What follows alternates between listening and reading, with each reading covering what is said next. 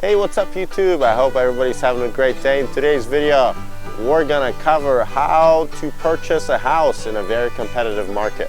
Talk about the strategies that I use and things that you can implement in order to get that house that you wanna live in, or maybe if it's a house that you wanna rent out. So let's jump in the sauna where I go over this.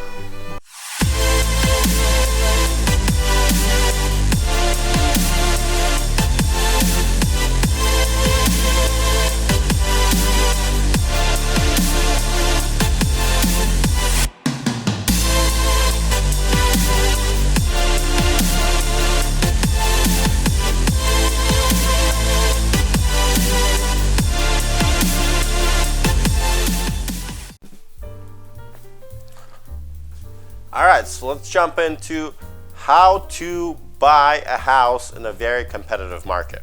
As you guys know, this is May 2022. Interest rates are going up. Houses are still selling like hotcakes because people want to put their money somewhere to counter the inflation. And if you're looking for a house right now and you're trying to buy something, let's say it's your personal residence that you're trying to buy, you know how competitive it is right now. So I just wanted to make a quick video on some tips that might be useful for you. So the first thing I recommend is figure out how much you can afford of a house. So that's number one. And basically the typical rule of thumb is you want to have your mortgage payment be a quarter of your total income.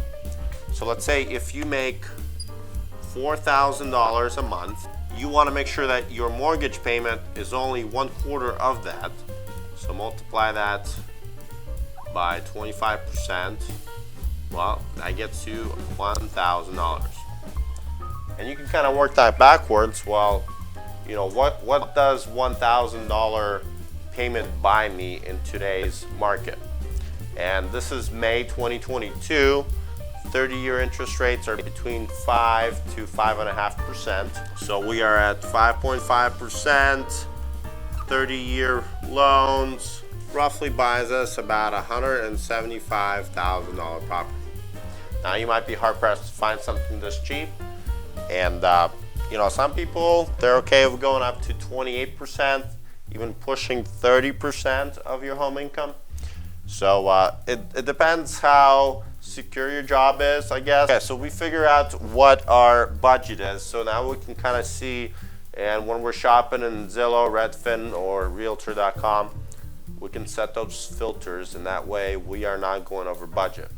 Because oftentimes it's easy to say, well, if I just spend another $25,000, I can have, another 100 square feet or whatever. And then you get into that, they're like, well, another $25,000 can get me something with half an acre more or something like that. And then all of a sudden you're doubling your budget, and then you get into a house that you really can't afford, and you're living paycheck to paycheck, and for the next 30 years of your life you're struggling to get out of debt, to build any wealth, because you are living above your means.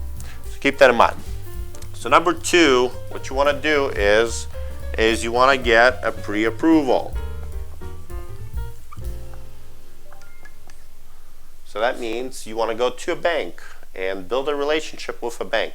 If you have a local credit union or multiple credit unions, go check them out and see what kind of products they offer. Do they offer 20%, 10%, 5%? What are the terms, length term, interest rates, all that kind of stuff? And you want to get it with a good bank, build a little relationship, meet the mortgage officer, and that should be your next step. You want to get a pre-approval for a mortgage, because when you call a realtor and let's say you want to look at a house that just listed tonight, they're going to ask you, do you have a pre-approval? And if you don't have a pre-approval, well, you are going to be wasting your realtor's time, because if this is a good deal, because you saw this deal, there's a high chance this house might sell by tomorrow. So that realtor is just going to be wasting your time, you're going to be wasting your own time, and get your ducks in a row. Get your pre-approval. The third thing you want to do is you want to figure out what kind of a down payment can you afford. So this is where it gets a little bit nitty-gritty, because there are products like FHA, and these are for what are called first home buyers basically, and they allow a very low down payment, typically between 3% and 5%. So a very low down payment, but these products are a little bit more tricky when it comes to inspections. So when a bank is saying that they will finance 97% of this loan, you want to make sure that the property you're buying is in a good condition. That means that if for whatever reason, you foreclose on this house, they're not going to be upside down. So things like chip paint, very minute things, they might not approve this loan. So unless this place is brand new and it has no issues, or it's been renovated recently, FHA might not be a good product. And the other thing to consider is, in most banks, if you borrow more than 80%, so let's say if you only put 10% down and you're going to finance 90%, they're going to require you to purchase what's called PMI, and that's private mortgage insurance. And this can cost you anywhere between $100 to $200 a month that you're going to be paying. And basically this way, again, if for whatever reason you foreclose on this house, the bank's not going to be upside down on it. To avoid PMI, typically what you want to do is you want to put 20% down. You're going to need a little bit more money than a 5%. You want to consider that. So which product are you going to be using?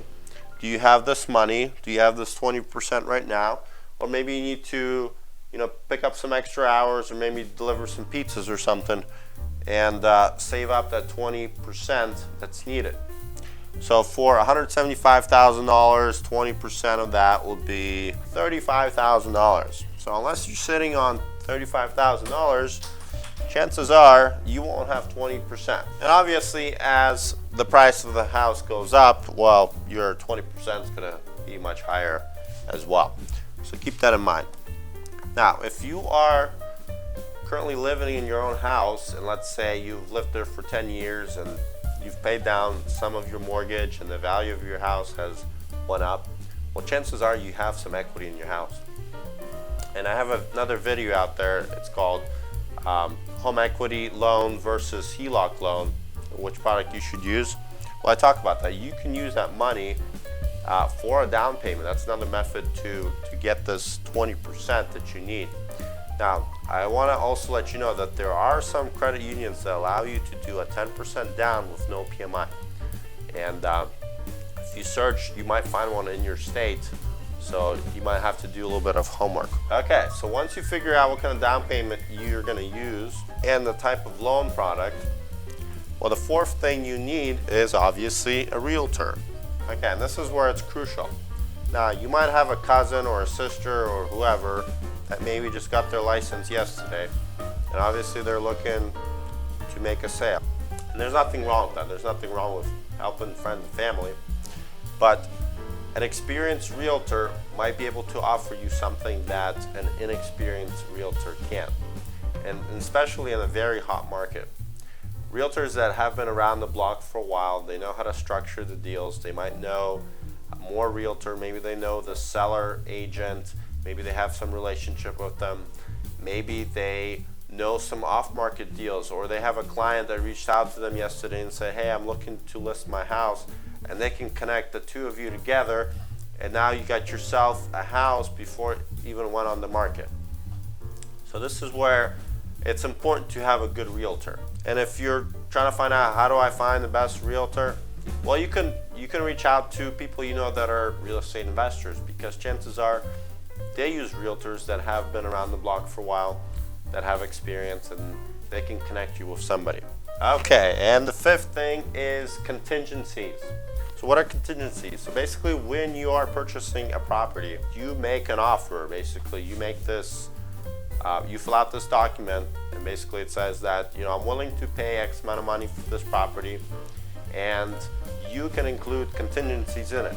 Contingencies will be something like, I will purchase this property contingent upon approval of my bank. That means, I will only buy it if my bank comes in and they assess the property and they say, okay, this is a good deal, you're not overpaying, and you can put that contingency in there. You can put a contingency in there saying that I will purchase this property for X amount of dollars if the inspector comes over and checks everything out and makes sure there's no issues and puts his stamp of approval, then you're guaranteed to get this money. And those inspections can be broken down to, radon tests. They can be broken down to testing for bugs in the walls. Maybe it's testing the septic or the well. There could be many different types of inspections, and you can pretty much select whatever contingency you want, and that way you are not putting yourself into a trap. That way you can walk away from this offer and not lose your deposit. Basically, when you put that deposit down, and if it's, let's say, $1,000, $2,000, $3,000, whatever the seller wants as a deposit, and you waive all contingencies and you say that, I'm willing to buy this, and then you don't show up on closing because you don't want to do this deal anymore for whatever reason, you're going to lose that down payment. Now, if you put a contingency in, let's say upon inspection, if everything checks out, then I'm willing to buy this, and the inspector finds that, the foundation is really bad, and, your house is, and this house is built on a sinkhole, and you really don't want to buy it, well, then you can say, okay, this is what the inspector found, I'm walking away, I'm not interested in this deal, and you get to keep your deposit. One thing to keep in mind that when you put in contingencies, chances are there are other buyers that are waiving contingencies. And as a seller, what you're trying to do is sell this property as fast as possible and for much as possible, right? So when somebody else is coming in and they're putting full asking price or above asking price, and they're waiving all the contingencies, and here you are walking in, you have an FHA loan, 3% down, you have every single contingency selected under the sun, chances are the seller is going to go with the other buyer. Let's say this other buyer has a 20% down, it's not going to require anything fancy for financing, they're waiving most of the contingencies, chances are the seller is going to go with them. This is something that you want to decide for yourself. What type of issues are known in your area? Is radon a big issue in your area? Are pests a big issue in your area? Do you know a good inspector that you trust, that can find things, or is he just going to walk around and say, oh yeah, it looks good? So this is where contingencies, they could hurt you and they can also save you, and that's something you want to think about. Now personally, I've bought a few properties myself, and I've been waiving contingencies because I learned how to inspect houses on my own, and there are things that I'm interested in and other things I'm not interested in. But if you're new to the market and you want to make sure you're not getting yourself into a trap, because if you're spending $200, $300, $400, or $600,000, that's a lot of money, and you don't want to make that risk. You'd rather make multiple offers and protect yourself against getting yourself into a trap. So I wanted to go over these 5 things that you should keep in mind when you're trying to make an offer on a property. And if you guys like this video, make sure you smash the like button, subscribe, hit the notification bell, more content to come. Thanks guys.